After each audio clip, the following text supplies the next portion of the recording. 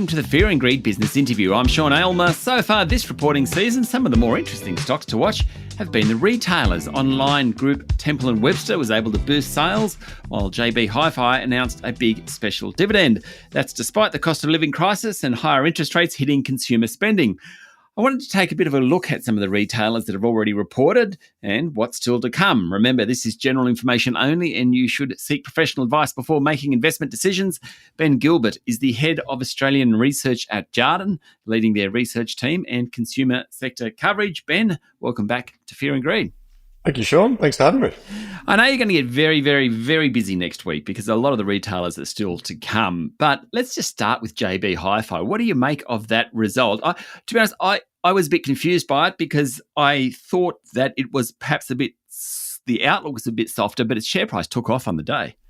Yeah, it's an interesting one because I think what we've done from a market standpoint and probably the analyst community is we've talked ourselves into sort of a pretty negative hole over the last sort of 12, 18 months from a consumer standpoint. All the data, everything out there suggests that the spending backdrop should be a lot worse than it actually has been. And as a consequence, when we've been putting our forecasts out, we've been forecasting some pretty significant declines. So while their earnings were down in the mid-teens for the year, the trends are improving. The second half trends were only down around 10. And importantly, you're starting to see some improving momentum across the divisions. So the good guys was positive. HiFi Australia had a pretty strong start to the year. And even New Zealand, which has got some real challenges at the moment, still saw total growth up because they're accelerating the rollout. So it's a lot of it's around trajectory and also around market expectations. And market expectations were relatively low. And it came out with a pretty solid result, high quality result, good cash flow, and a nice little special dividend to boot. I like companies that have stable management, and people talk about Richard White at WiseTech. HiFi it's not the founder, but they've only had two CEOs over 15 years. Terry Smart is the current manager. Does it matter? Three CEOs. We've had two Richards and one Terry. But yeah, Terry's back in for his second go as CEO. But Terry and Richard Utrich joined this business very early days before it listed. They worked together previously at Rabbit Photo.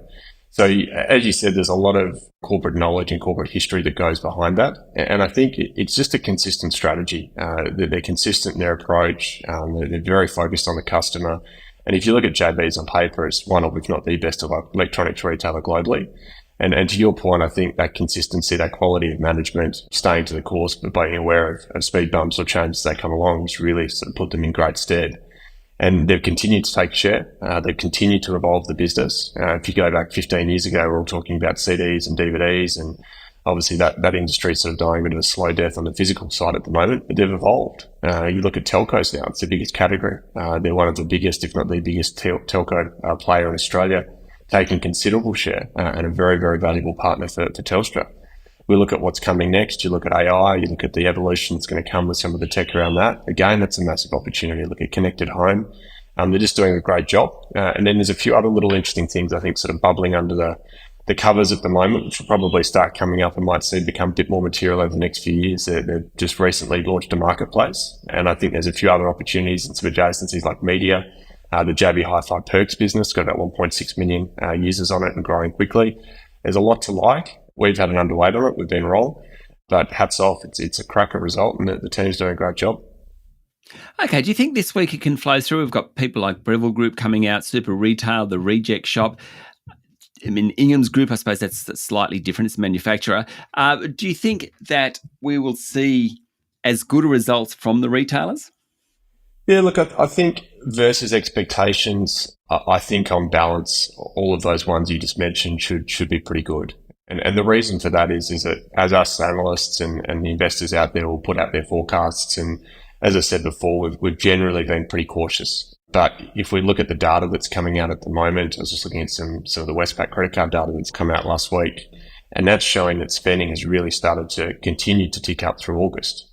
So I think as long as the full year results are sort of there or thereabouts and the quality is okay, i.e. you're not seeing any big inventory build-ups or inventory overhangs, which creates some risk around clearance into fiscal 25, the focus is really going to be around the trading updates. And as I said, the July and August spending data is looking better. The tax cuts are definitely being spent. I don't think people are sort of tucking them away under their pillow for a rainy day.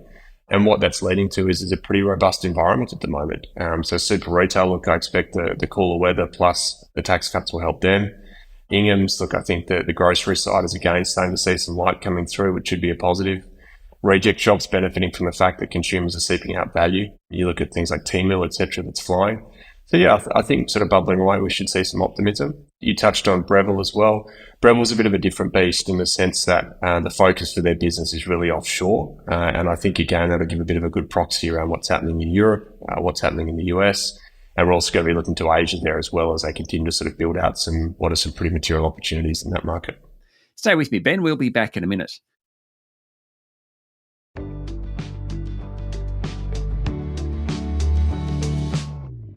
I'm speaking to Ben Gilbert, Head of Australian Research at Jarden.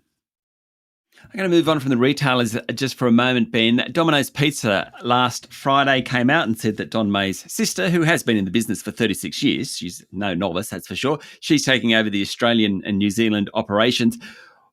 Their results are out on the 21st, on Wednesday. What's your take on Domino's? Because it really has had a rough trot. It has. It's been a challenging and interesting few years for Domino's. That's a nice way of putting it, Ben. It's an amazing business. I think it's like for all of us, if you walk in and you just think you're ordering a pizza and you think it just sort of gets plopped together and pops out, but the technology that sits behind that, trying to preempt what people are ordering when they're on the app, trying to optimize delivery, it's a phenomenal business. I think it's just had some pretty significant growing pains. And you've seen that in Japan, too many stores, too much breadth, and probably haven't been able to do some of those core regions justice from a marketing standpoint. France has just been a perennial disappointer, and then Australia's competitive backdrop plus costs. So it's hard to see what else can go wrong in Domino's at the moment. And it's one of those ones where expectations are super, super low. So if Domino's can come out and just be consistent in their messaging, consistent in their approach, and start to see those earnings ticking up and generating some free cash, look, it's arguably very cheap. You look at where some of these multiples like Guzman, et cetera, are trading at the moment. Again, phenomenal business. But there's definitely pretty easy to build a pretty significant upside case. You touched on the management change. Look, I think you look, she's a very accomplished executive, and you look at what Australia has been able to achieve over the last sort of year or so. Australia for Domino's is flying at the moment. They've got their value positioning right. They've got the menu innovation right. And they're starting to see some pretty good top line trajectory coming through again. So look, I think that's a good move. I think it'll free up Don to probably spend a bit more time globally where obviously needs some attention in other areas. So look, I definitely don't think they're out of the woods yet, but hopefully there's light at the end of the tunnel at the moment. And with the cost out, the store consolidation they're doing, we can start to see returns and earnings improve. And then we should get a nice little kicker as well from some easing COGS, cost of goods sold, as we move into fiscal 25 and beyond. And then quickly, I just want to mention one other sector, the travel sector. We've got in the next couple of weeks, Hello World Flight Centre, corporate travel management is out in a couple of days.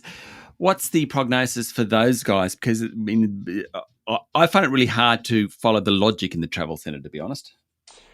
Yeah, the travel space is an interesting one at the moment because you can look at the numbers in terms of what everyone's out there doing, spending on holidays. And I think I've used this terminology before, the ski holidays, which the boomers are going on, the spending quinceañeras holidays. Yep. And you can sit there and see some pretty significant deflation coming through in airfares, which you then see that as sort of weaker TTV, so total transaction volume flowing through the agents.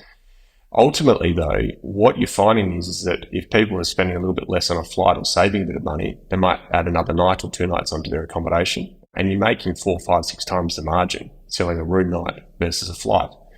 So there's a number of sort of little echinations that are sort of happening in the space at the moment. But ultimately, look, I think the travel sector looks very interesting, particularly skewed on the leisure side, because what we're seeing at the moment is a lot of stimulation of demand.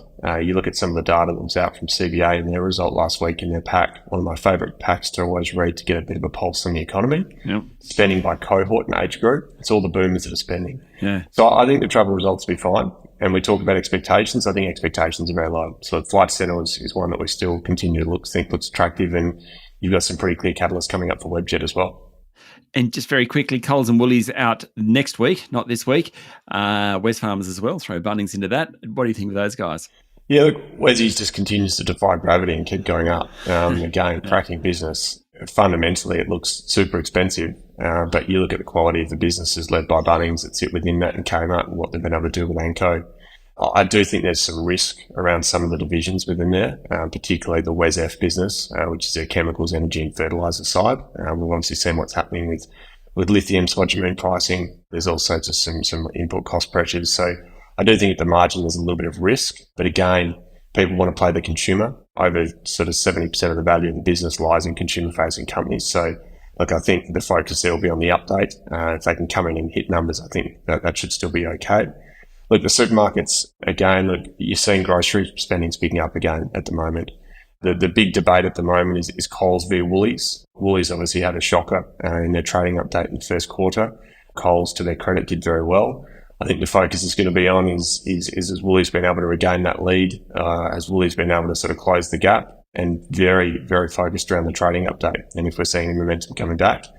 And look, I think it's worth noting it's going to be Brad Banducci's final result. I think he's done a phenomenal job there in terms of setting that business up for the future. And I'm sure you'd probably think that they'd like to see him out with a decent result as well.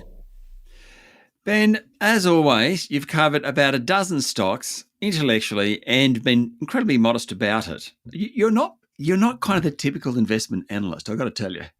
Well, at least not the ones I've run across. Well, hopefully that's a good thing. Appreciate it. Absolutely. No, take that as an absolute compliment. Thank you very much for talking to us this morning. Thank you very much. That was Ben Gilbert, Head of Australian Research at Jarden. This is the Fear and Greed Business Interview. Remember, this is general information only, and you should seek professional advice before making investment decisions. Join us every morning for the full episode of Fear and Greed, daily business news for people who make their own decisions. I'm Sean Aylmer. Enjoy your day.